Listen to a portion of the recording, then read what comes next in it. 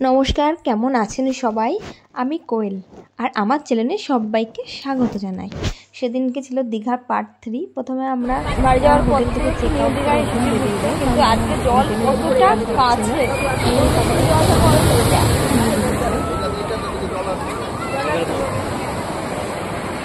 New Digha থেকে যাওয়ার পরে সেদিনকে জলটা অনেকটা উপরে উঠেছিল, আর আমি ওকে দেখাচ্ছিলাম যে ওই দেখো ওখান থেকে মোহনা দেখা যাচ্ছে।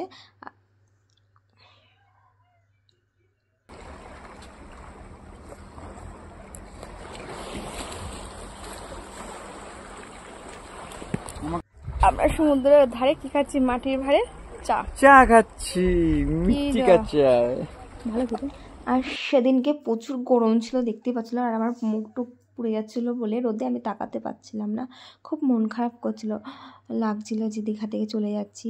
আর এই দেখো যে কত সেদিনকে সমুদ্রের উত্তালটা খুব ছিল, মনে হয় যত সম্ভব পূর্ণিমা নয় অমাবস্যা ছিল, আমার সঠিক মনে নেই।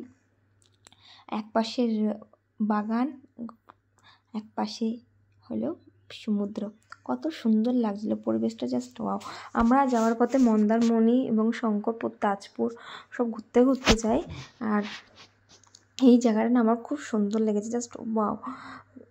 এর আগে আমরা শঙ্করপুর গেছিলাম, কিন্তু সেইভাবে ঘুরতে, এই যে এটা মনে হয় তাজপুর না শঙ্করপুর, আমার অতটাও মনে নেই।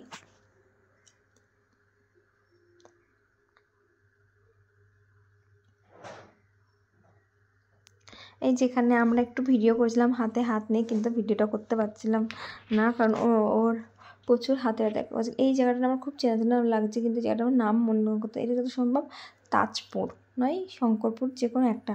কারণ মন্দারমণি আমার ভালো মতন মনে আছে, এটা মনে হয় তাজপুর নয় শঙ্করপুর, যে কোনো একটা। তারপর শঙ্করপুর থেকে বেরিয়ে এসে তাজপুর ঘুরে, এইটা না কোনো মাছের ভেরি, যেটা দেখতে পাবে এটা হলো মন্দারমণি। কারণ ভালো মতন মনে আছে মন্দারমণিটা খুব সুন্দর একটা জায়গা, নির্জন পরিবেশ, যেখানে মানে খুব। আর এখানে না দেখতে পাচ্ছ যে অনেক কুচি কুচি কাঁকড়া, অত সহজে কিছু পালাচ্ছে দেখতে, একটু ভালোভাবে দেখলে বুঝে যাবে যে অনেক ছোটো ছোটো কাঁকড়া, একদম কুচি কুচি এই কাঁকড়া, লাল কাঁকড়া যত সম্ভব।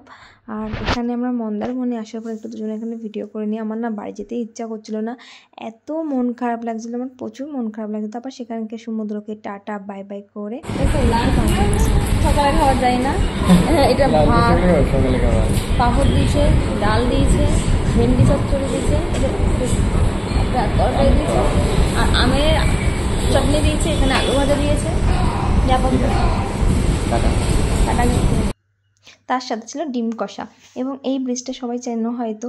আর দেখো পাশে ট্রেন, মানে এত সুন্দর লাগছিল না, দারুণ, জাস্ট ওয়া পাশে। আর এই যে রানী রাসমণি টেম্পল, যেন কি মন্দির এটা যেন বলে, দক্ষিণেশ্বর মন্দির। আমি বহুত আগে গেছি দক্ষিণেশ্বর মন্দির। দেখতে দেখতে প্রায় 5 ঘন্টার জার্নি শেষ হয়, 4 থেকে 5 ঘন্টার জার্নি শেষ হয়, আমরা চলে আসি হলো আমাদের গ্রামে। এটা যত সময় বিন্দুনগর বা তাহেরপুর, এটা হলো আমাদের পাড়ার গলি। এইটুকুনি ভিডিওটা, টাটা বাই বাই, তোমরা সবাই ভালো থেকো, আর প্লিজ আমার চ্যানেলটাকে সাবস্ক্রাইব করে দাও, টাটা।